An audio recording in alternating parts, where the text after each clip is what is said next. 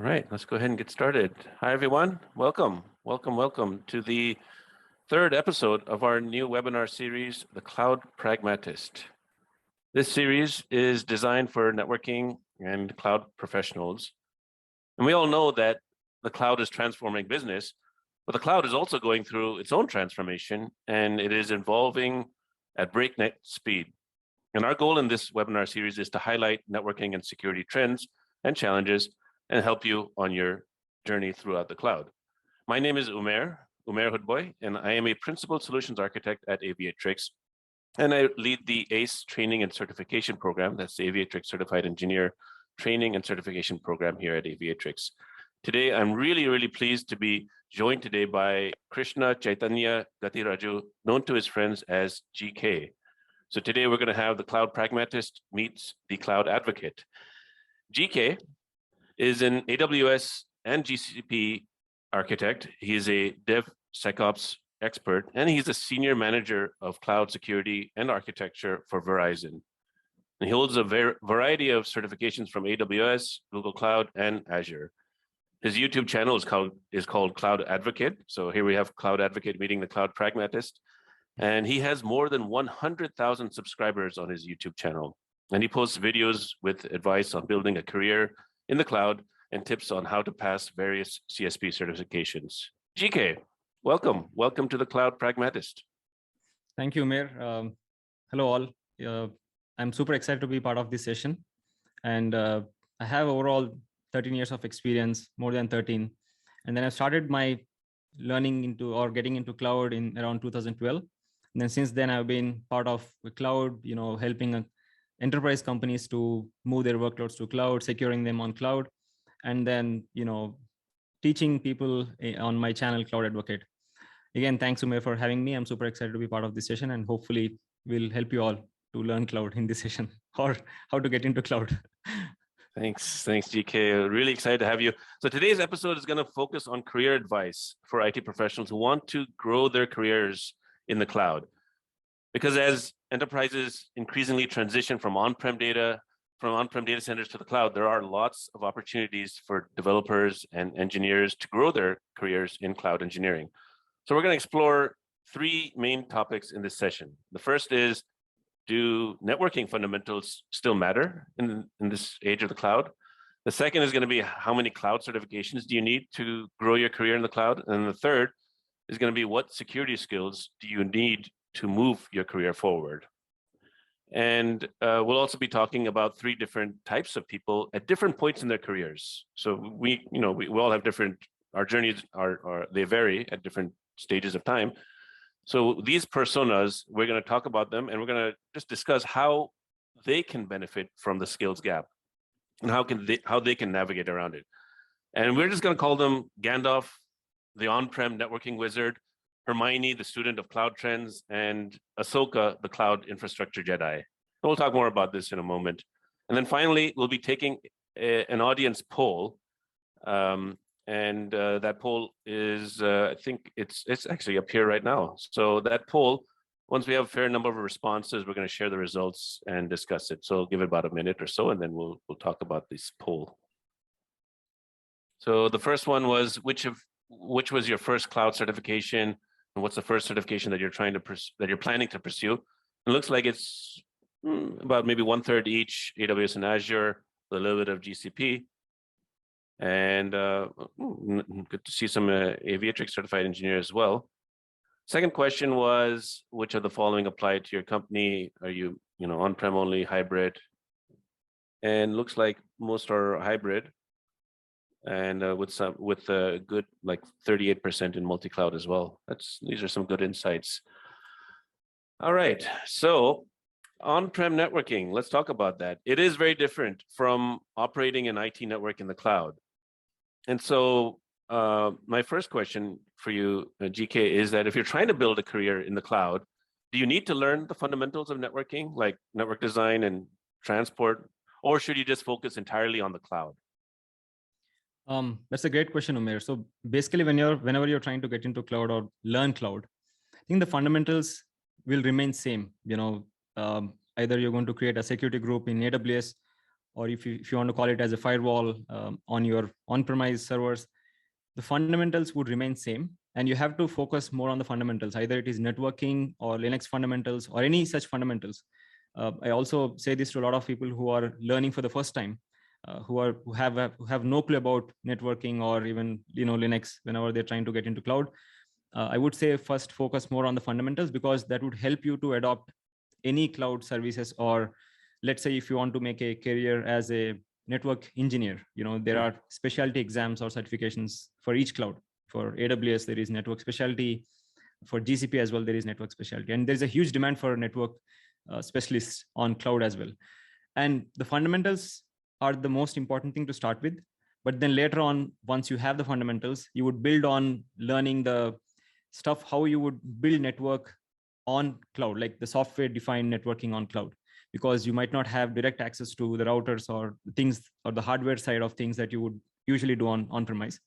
But there are other things that you would have to learn, like network security, flow logs, how to create VPCs, how to do VPNs on cloud, how to build hybrid connectivity between clouds or between cloud and on-premise, or multi-cloud networking.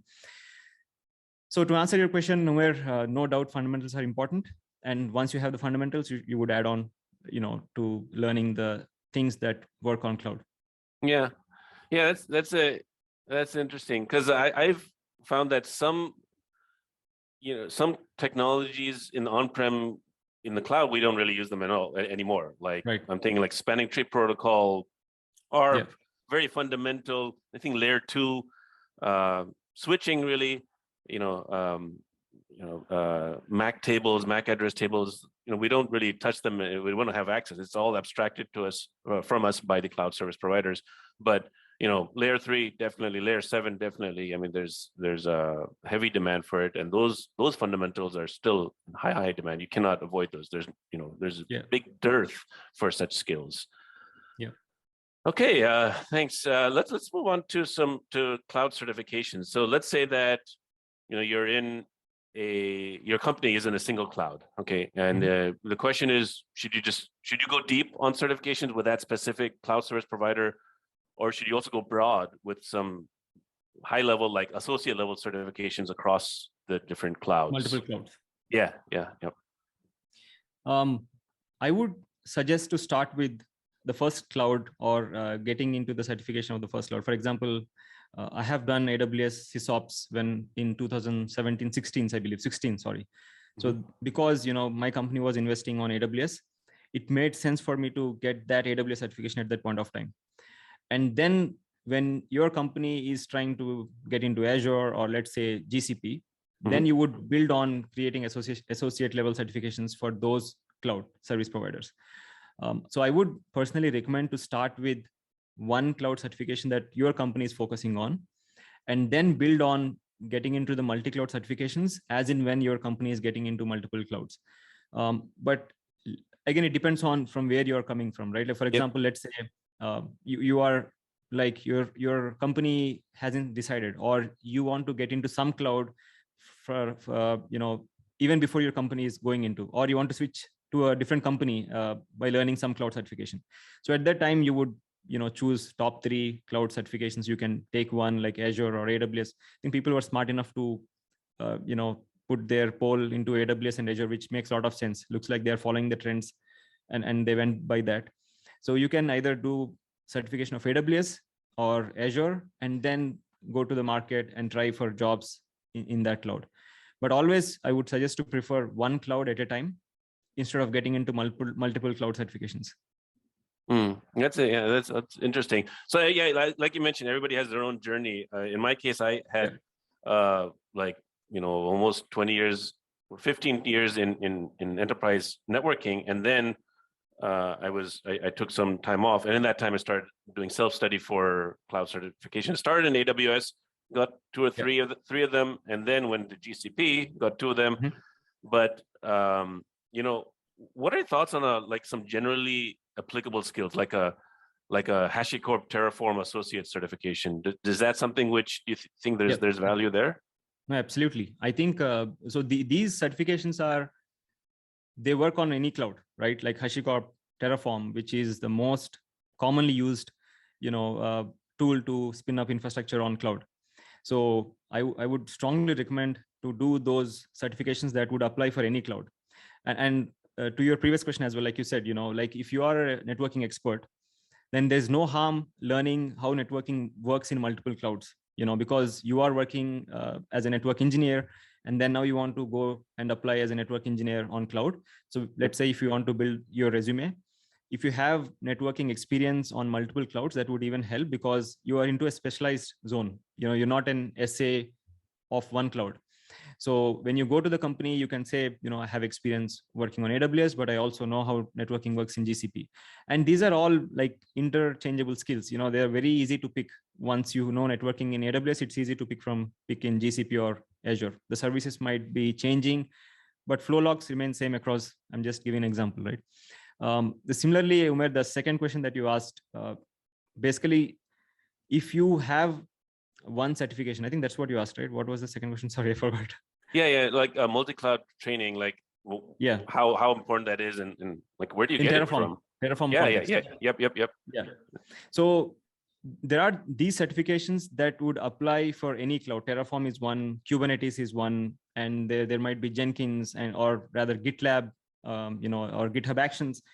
So these tools are sort of cloud agnostic, or they can be applied to any infrastructure, or even for that matter, hybrid clouds, right? So I think that's a great point you said, like, Terraform is very important to get certified these days. Yeah. And like multi-cloud security, or how important, like where do you get that from? Any other types of multi-cloud training that there's the HashiCorp one, any others that might have? I think Kubernetes. CKA is one, and if you are into development, I think there is CKD, but usually CKA is most famous, certification for Kubernetes. Right. HashiCorp is one. And then if you want to get into the security space, there is CASSP, and there is Cloud Security certification that is generalized for cloud, and they cover pretty extensively on all the security areas of data center security or data security at rest, in transit, and a lot of generic stuff that can be applicable to any cloud. So these are some of the certifications, Umair, that you can focus on if you want to become a multi-cloud, security specialist. Cool. Okay, thanks, GK. Let's shift gears for a moment, and let's talk about security, IT security, because that's always going to be a high priority in the enterprise. How does that translate into the cloud? Like, I mean, what do you need to know if you're not a security specialist? What skills are relevant? Where do you get those skills from? Because you have a background in DevSecOps, right? So what security skills do IT professionals need these days, especially when they work in the cloud? Yeah. So the reason why this is very important is because, when you are a security specialist or an expert or, CISO expert on data center world, I would say it's relatively easier than cloud, because the data center is in your control, and you can pretty much close everything, stop everything, and you have full control of your data. Mm-hmm. But that being said, that doesn't mean that cloud is insecure. It is just that cloud has a lot of moving parts. You have too many services to control, too many, IAM controls. Like we have seen the Capital One hack, that has happened, or Equinox, car numbers, or the SSNs that were hacked. So these are some of the use cases that we have seen, that a small misconfiguration can, easily expose all your data at rest to the attacker. And that's why when you are talking about the security in cloud, you have to have the basics, like we were talking about the networking basics. You would have to understand the security basics as well. How would you secure your data at rest, in transit, how your data is flowing, or how you're using the KMS keys, or in cloud you would use KMS keys for encryption, or what services you're using. Are you exposing your services to the internet, and how are you exposing that service? Are you trying to secure using the WAF, or load? How you're securing using load balancers? Or there is complex stuff right from internet to the service, right? And then you have the IAM controls. IAM itself is huge subject, especially on AWS.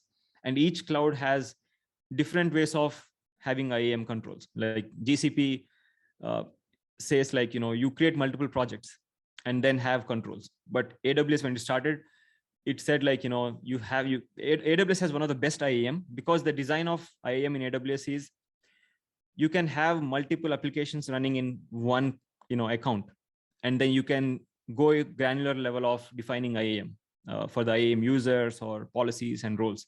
So a misconfiguration here and there could potentially make a way to the attacker to enter into your AWS accounts. And that's one of the main, like reasons why enterprises, especially, the banking, finance, or healthcare, they take extreme left approach. The reason why I'm saying left approach is meaning not politically. If you say security as left and then right meaning extremely liberal, so left is that you're trying to tighten your more security in cloud, right? Extremely, like, you will not give account access to the developers. You not give any AWS account or GCP project access to the developers. You would have your own set of tools. On top of it, you have logging, you have monitoring, and then for every small configuration, you have to go through multiple layers of approvals to make a change in the cloud, even for deployment. Right. So it's a massive subject. It's a huge subject. And I see like the DevSecOps experts security demand in cloud is increasing like never before. I've seen a lot of job openings in that space. Like we discussed, because one, there are not many people who would know how security works in cloud, and it's a massive subject. It's an important subject to learn. And second, talking about the DevSecOps, right now, as part of DevSecOps, we want to get security closer to the dev, right? We want to make security move to the left. Again, developer here. So what that means is that you want to make sure whenever developer is making a change, like a small change in your DevOps, you start with the commit, and then the code would go to the production or non-production, and you want to automate every single part of your security reviews. You don't want to rely on a manual review anymore, especially in cloud. As an example, let's say a developer has committed some configuration, and that configuration file has a database password, and you want to have linting tools inside your Git itself that would stop that commit to go to the next stage. Or Jenkins would catch that if it is missed, or any CI tool would catch that. And then ultimately you have a lot of tools, like, tools that would know how you are using the different libraries from open source, whether those libraries are compromised. And then you have tools that would reside in your AMI, meaning your image of your AWS or Google Cloud. And then they would catch any security vulnerabilities there. I can go on and on this topic, but so DevSecOps is very important. And for you to become a good DevSecOps expert, one, you have to know the security fundamentals, and you have to put your security hat on. That doesn't mean that you have to say no to the developer at every point of time, because just to say a joke, right? Whenever in enterprises, if you are in the CISO role, they would say that we are paid to say no. Just say no to everything, and you'll be fine. But they don't like being told that so often. You tell them that sometimes they can get a little bit edgy. Exactly. So there's always friction between developers and the CISO experts or the security experts. We have solved the differences between the dev and ops by introducing this DevOps culture and a transformational thing. But there is still that friction between security experts, because they would say like, you make a small change, and our company would be on the Wall Street Journal next day. So that's a risk that a company would take. But if you want to really get into DevSecOps, you have to learn the security basics, fundamentals, how security would work generally in data center as well, and then how you can get that into cloud, how those principles would apply in cloud. Like, for example, does your company have the credit card transactions? Most of the companies, whenever they have hybrid, they would rely on their data centers for credit card transactions. They don't completely yet, believe in cloud for that, because the risk is more. So though it depends on your data, but once you have all these fundamentals, try to build on the automation as well. Try to learn Python, try to learn these tools and how to automate these DevSecOps pipelines Right. Right. I hope This I is have answered that. oh yeah, this is really good. This is really good. I want to shift gears again and move on to those personas that I mentioned in the intro, and we'll discuss how each of these personas can Yep. take advantage. Can navigate the skills gap that they have and further and improve their career. And you'll see that in each of these, they come from different stages in their life, in their career, in their background. So the first one here, which we're seeing on the screen, is Gandalf. Now, Gandalf he's the on-prem networking wizard. He is very wise. He's got a lot of experience.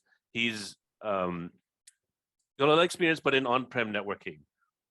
Cloud is something new. He senses, he's very wise, so he senses that the world is changing and he needs to adapt. So we're going to build out the bullets now, and we'll talk a little bit more about them. So let's build out some of the bullets to get a little bit specific, because I know that many of you in this call would probably resonate. His background would resonate with you. So I can tell you I do. I mean, so Gandalf, he has 20 years of enterprise IT experience. He is a guru in networking. He knows it very well, but on-prem networking. He's got a Cisco certified internet expert certification. That's so that he's proven he's done very well in on-prem networking and connecting sites, and he manages a global network. Let's go on to the next bullet, get some more details about him. He started his career in operations, but for the past 7 years, he's been a network architect in the same company, and that company is called Rivendell.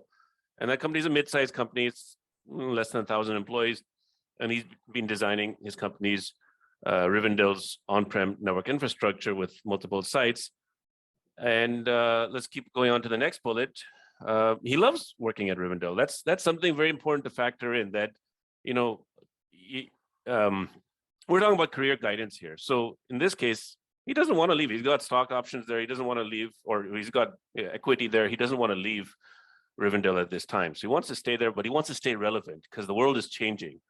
Let's move on to the next bullet and build this out a little bit more.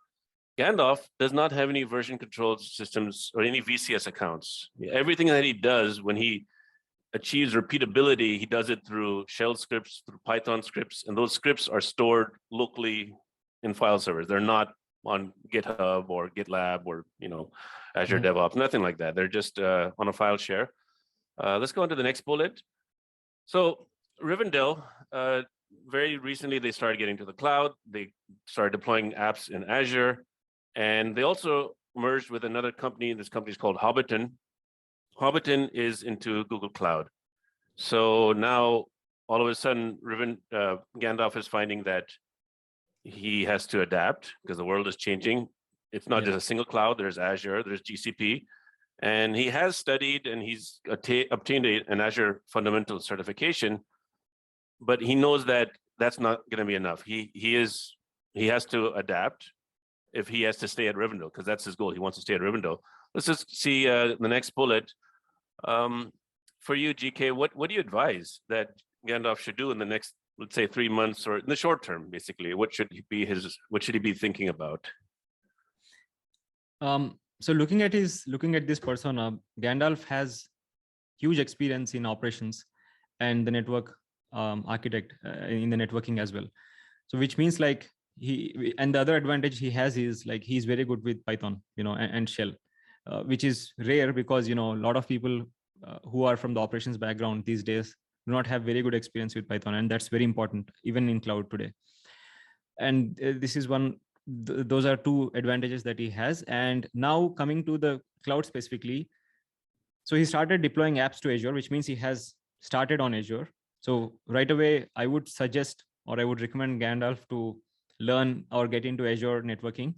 That is one option, that he can, be a very good networking expert in Azure to start with, because Azure, like a lot of people have, in the poll, has opted for Azure, meaning because Azure is also growing along with AWS. So he'll be very safe for next few years with Azure if he wants to just pick one cloud. And given his operations background, the other approach is completely different approach. Is if he wants to try a different way, he can do Azure DevOps, because Azure DevOps also has a huge demand in market. I've seen even in space, even in a lot of resumes these days, I see a lot of Azure DevOps, and market is growing for Azure DevOps because there are very less people in that. And the third approach is, if he's interested in GCP, now having gained experience in Azure, he can do both Azure networking. I would strictly suggest him to do Azure networking certification as well, specialty certification, or in future Azure SA certification, and then do the GCP networking. Because his company is also adopting GCP, it's no harm to do both certifications because he is actually gaining experience working in that space now. He can do both, and then he can just focus his next 3 months on getting those 2 certifications, which itself would take time. And then he's good for either switching into a different company or gaining more experience in the current company. Yeah. And I can understand, I can empathize with Gandalf, because I think of the 3 personas, this one I relate a lot more to than the other 2. But when you're supporting a large network in a mid-sized company or a large scale company, you're wear different hats, but from a networking perspective. And when like we're talking about what is different, what still applies, what skills, networking skills still apply in the cloud. So yeah, layer 2, spanning tree, ARP, BPDUs, switches, wireless. Yeah, I mean, if you're supporting a campus network, that doesn't really have much relevance in the cloud. But in this case, and this is, Gandalf is somebody who I can empathize with. I'm sure many of you on the call, many of our guests on the call can also empathize with. It's something that many of us are wear the same hat, or we're in the same boat. Okay, let's move on to the next persona. This is Hermione. Now, Hermione is very intelligent. She's very smart. She's a recent college grad. She is wants to get ahead in her career. She's new in her career. So first and foremost, she's new in her career. She wants to be a lifelong student. She wants to do things like not waste her time at all. So she's very, hardworking, very intelligent, very sharp as well. And she's seeing the trends, what's going on in the cloud. And at the same time, because she's new in her career, she realizes that she's a little bit more malleable. She can adapt. She wants to adapt quickly. She doesn't want to waste any time. So This is somebody, again, which many of us, just saying this out very generically, many of us fall under that category. Somebody who's new in their career, fresh out of undergrad or maybe a couple of years, and they realize that whatever they're doing, their first job or as an internship, maybe it's not the most exciting thing. Maybe they want to make a transition. How can they do so in the cloud by jumping onto cloud trends, which will make sure that their experience is not wasted? So let's go ahead and build out Hermione's case. So Hermione, like I said, she's recently graduated from college, from university 2 years ago with honors in computer science. So she's got a computer science, a computer engineering background.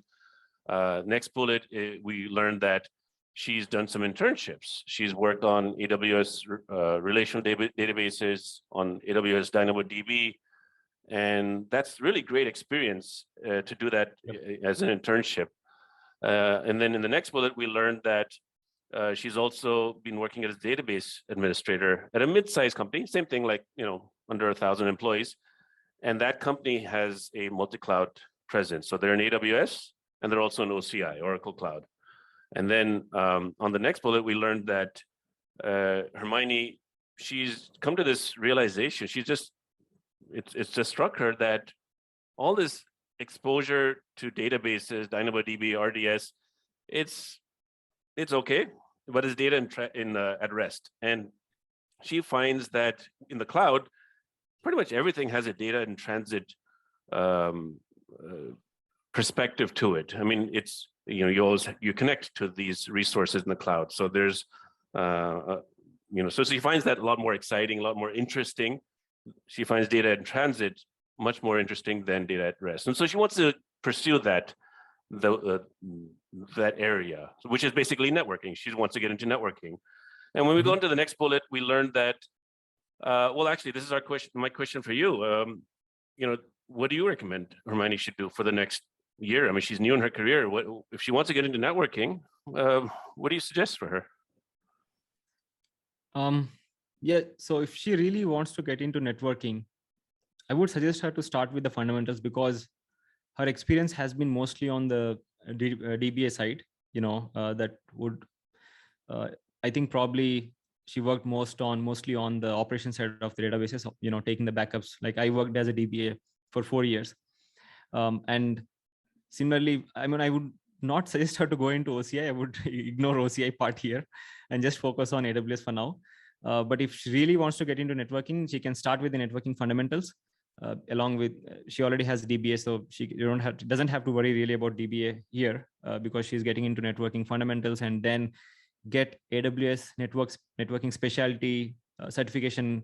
The reason why I insist or I suggest certifications is because it gives you that structured way of learning AWS networking, what you have to learn in AWS, how networking works there. So you have a lot of courses online, or in fact AWS themselves would provide a lot of courses for free how to learn AWS networking. So that is one approach. Another radical approach, Umair, again, if she doesn't want to get into networking at some point, is the natural transition, because she's just 2 years into her career, is that if you are good in databases, I would suggest a lot of people to become a data engineering role. That would be a very good role as well. And then she can become an eventual data scientist in future. And the demand for that is also increasing. Yeah. And the interesting thing here is compared to Gandalf, who is really attached to Rivendell, Hermione just realizes that she's got, the world is her oyster. She can really jump. She doesn't have to stick to the company where she is right now. And, but,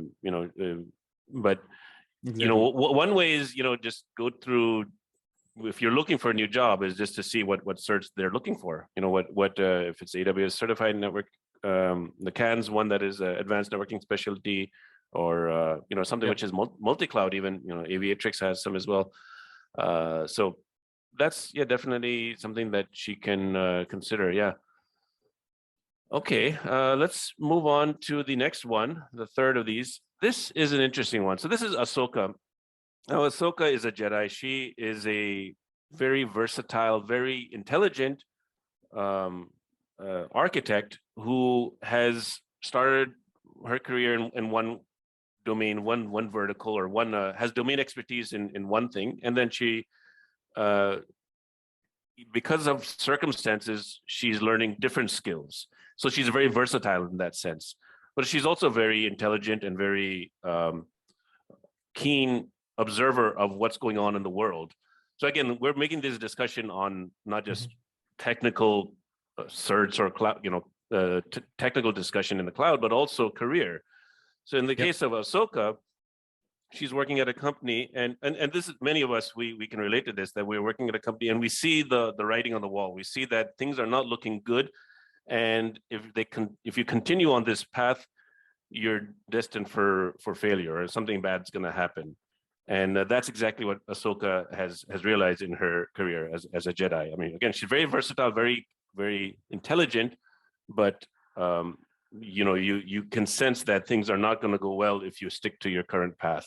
So you have that mindfulness, but also you can sense what's going on. So that's kind of what a Jedi does.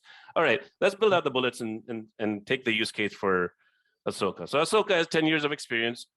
In the last 4, she's been a cloud security infrastructure architect. So security is her domain expertise in the cloud, and that's great skill. That's really, really fantastic. She's been working for the last 4 years at the same company, and that company is called Tatooine, and Tatooine is in Azure primarily. And then we go on to the next bullet. We learned that about a year ago, Tatooine acquired a company called Alderaan. And Alderaan, they are a multi-cloud shop. They're actually in 2 clouds. They're in AWS and Azure and GCP, so they're not in Azure. So now the combined Tatooine plus Alderaan, there are 3 clouds.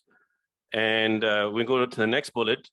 We learned that immediately after the acquisition, there were layoffs. There's several rounds of layoffs at both companies, and Ahsoka survived that, but she found herself from security infrastructure working more on networking projects.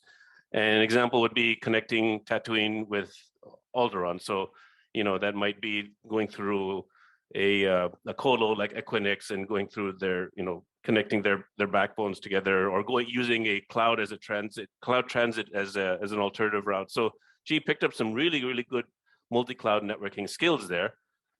And she also picked up some infrastructure as code or IEC skills. So she would automate this infrastructure, but she used the cloud native tools for them. So in AWS, she used CloudFormation. In Azure, she used Azure Resource Manager.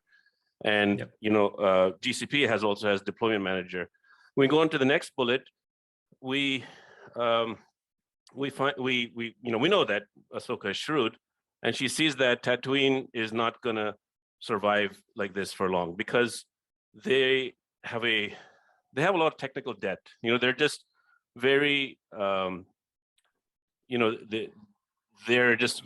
not really collaborating well amongst each other, and they're not looking into cloud agnostic approaches. I mean, the world is going towards multi-cloud. We see it right here in this example, but I'm sure many of you on the call, many of our guests on the call, they see this as well, that it's not up to the individual contributors of what cloud you're going to be. And you can say that you're going to be an expert in one cloud, but once the decision's made in a boardroom, then you're multi-cloud. And then what are you going to do? So she sees that Tatooine is struggling with this cloud agnostic approach. They don't have a certification reimbursement policy. So if Ahsoka pursues a certification at Tatooine, if she pursues a cloud certification, she's not going to get rewarded for it. She's not going to get reimbursed. So as a result of that, she doesn't have any cloud certs whatsoever. So when we go into the next bullet, Ahsoka, who's very shrewd and very wise, she's very skilled as well. She wants to leave Tatooine at this point. She wants to go to a different company, which is more, which is a lot more in tune with the trends in the world, where the world is going towards, like a multi-cloud approach. Yep. So my question for you, GK, is what course of action do you recommend for Ahsoka? In the next 3 months, the short term, what do you believe she should be looking to do? So here, Ahsoka has wore multiple hats. If you see, she got good experience in cloud security. And then for a year, she worked as a networking specialist. And then she also has experience in deploying, or rather creating IAC, infrastructure as a code, which means she has some automation experience, writing the CloudFormation templates. So I think my recommendation for her, because she has 4 solid years of experience in security, she can build her career as a cloud security expert, and then write certifications on security specialty exams, or write the common CASSP or the cloud related certifications, which are common certifications across cloud that will work. Or she can also get into networking if that is of her interest, because obviously, if she feels like networking is something that she loves doing after working 4 years in cloud security, rather, now she would love to move to networking. So then she can get into that space, learn security along with automation, learn networking along with automation. And because security also is part of networking, these days network security is also very important. And get into, she has 3 months to learn, and then either to pick cloud security or make her security as a main domain expertise, or networking as a main domain expertise. And within 3 months, I don't think she would have any trouble in changing company if she would pick one of these two. Yeah. And I think that when I think about this, it's like when you're at in her case 4 at Tatooine, 4 years at Tatooine. So that's a long time, but as the world is changing, you have to look for it seems like Tatooine is no longer a right fit, and Alderaan is just set for doom. I had to put that analogy out there, but Alderaan is likely to get to explode, and it's going to just blow up, really. So I think this was fun. This was good. This is a fun discussion. Let me just think. Before we hand it off to the audience, I wanted to think if there was any other questions about anything else I wanted to add about Ahsoka that I thought, just that it's not just about the technical aspect. You also have to think in best interest of your own career. She may have great stock options or great equity at Tatooine, but when the writing's on the wall, you want to be in a company that's growing really. And so you have to factor all of these. And we realize this here at Cloud Pragmatist that, our audience will be coming from different backgrounds, not just technically, but also what stages in their career. So just to add one thing, Umair, sorry. One mistake that she has done is that because the company wasn't reimbursing, she did not get any certification, especially after working for 4 years. So I would suggest that anybody who is working, you should not depend on the reimbursement. Just go and get the certification done, because that would get you from $40 an hour to $100 an hour, and that would reimburse everything in life. You would not wait for that. And I think that's a mistake that she has done, because having 4 years of experience, especially on the security, she would have easily, at least if she had spent 6 months out of 4 years, she would have got a solid certification on security, and then she doesn't have to do anything for next 3 months. She would be ready to switch. Yeah, I agree. And also like I was just thinking about my first cloud cert in AWS, the Solution Architect Associate. I used a free tier account. I didn't spend a dime. I didn't spend anything on my own. So you're just paying for the exam. I mean, why not? Sometimes you really have to make an investment in your career. And so I agree with you totally, 100% that was a mistake she made. Another thing I just thought of for Gandalf. So Gandalf, if you recall, he didn't have any VCS account, and that's also kind of inexcusable, because you can sign up for a GitHub account for free, and it's just start with something simple.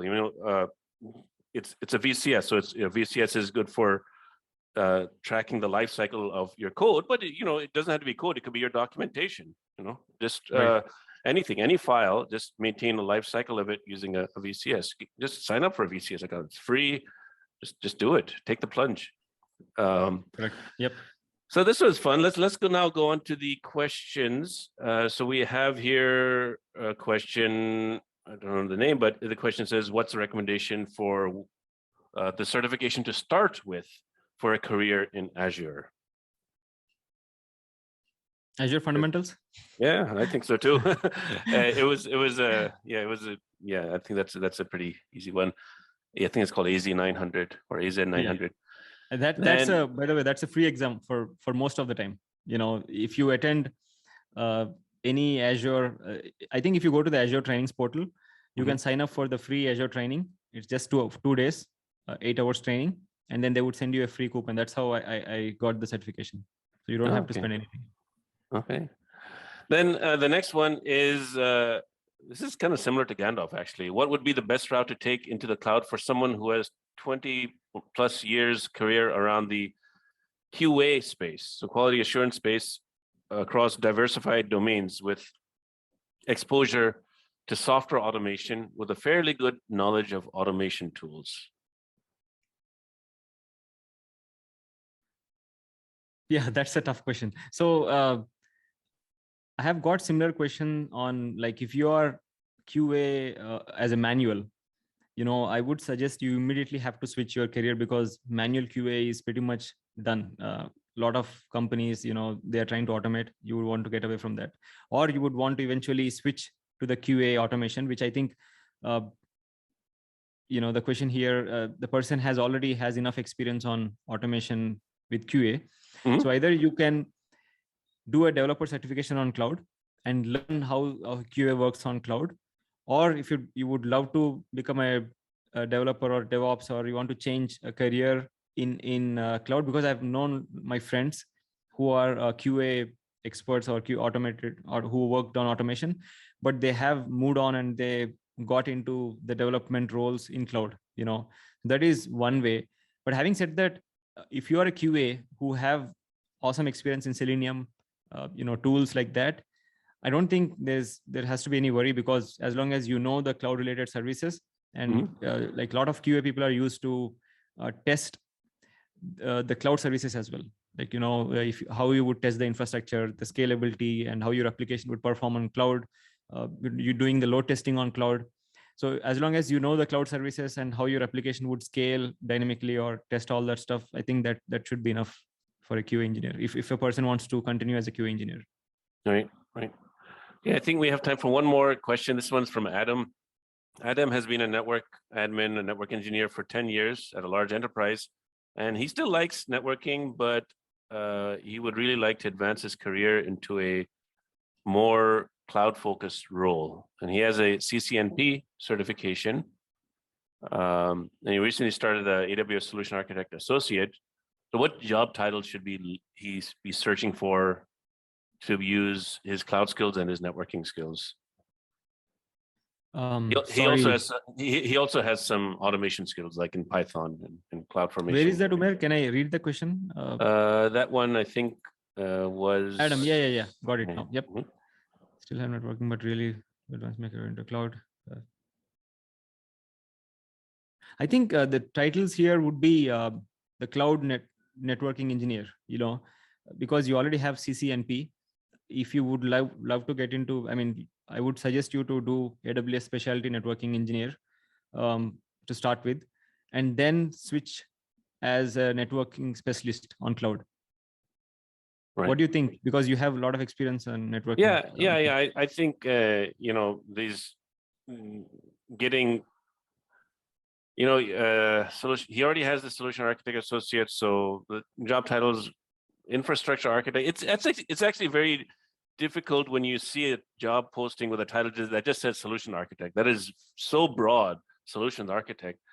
It really depends upon which company. So I have a solution architect title, but I'm at a multi-cloud networking and security company. Other people, to other people, solution architect might mean just somebody with a dev background. So infrastructure architect. That's a key word to look for, I think. Okay. So mostly the SA roles, like for example, in Amazon as well, in AWS, I have a lot of friends.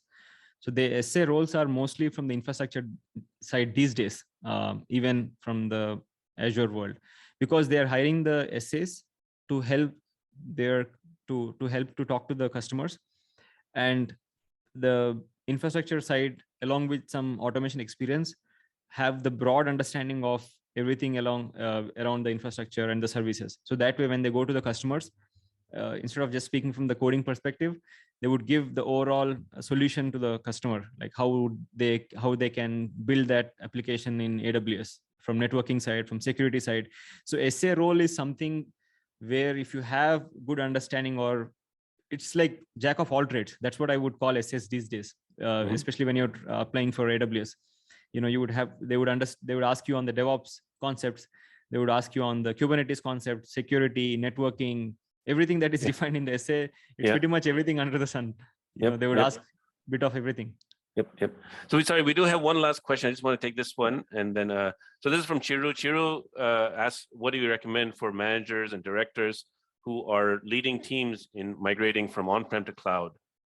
So managers and those who have to make decisions, calculate costs. What do you recommend for those who want to make a transition from on-prem to cloud? Yeah. So one, I would highly recommend to learn any basic certification. So especially on the Google Cloud has created one certification called Google Cloud Digital Leader. Digital leader. Yep. Yeah, and then AWS, you can go with the fundamentals, any cloud fundamentals. But basically, the reason why is, when you are a director or a manager, if you are making a decision at a higher level, you should just have the overall understanding of how cloud services work, and then how the cost on the cloud works. So reading into the white papers and trying to have the broader understanding of how the compute works and all that stuff would be more than sufficient, is what I believe. Yep. I agree with that. Yeah, like Azure Fundamentals, AWS Cloud Practitioner, GCP, Digital Leader.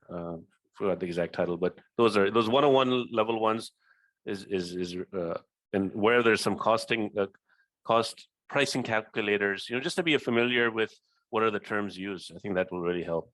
Exactly. You don't want your team to BS around you. Totally. Yeah. Yep. Yeah. All right. So this was really fun.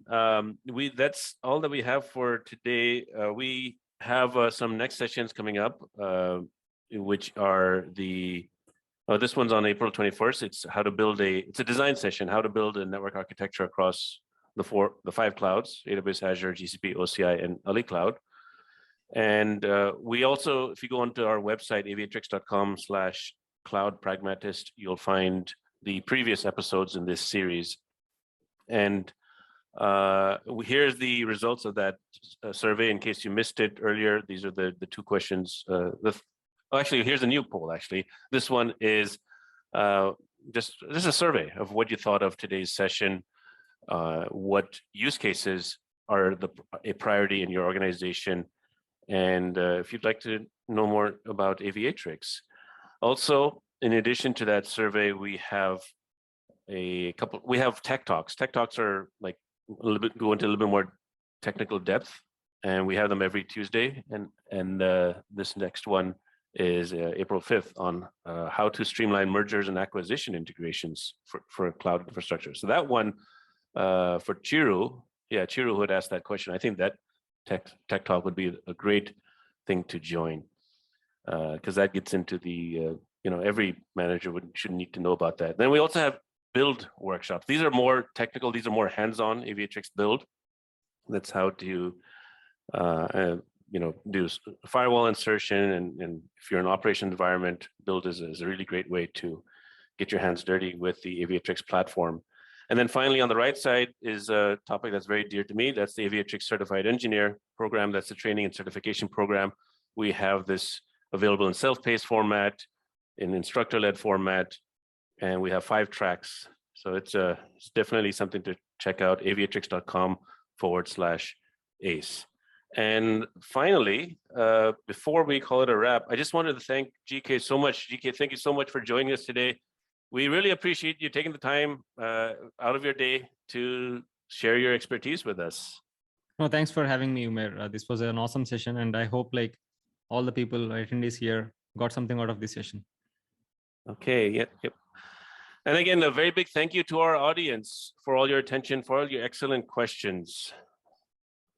So with that, we'll call it a wrap. And until next time, this is the Cloud Pragmatist. Thank you, everyone. Bye now. Thank you all. Bye-bye.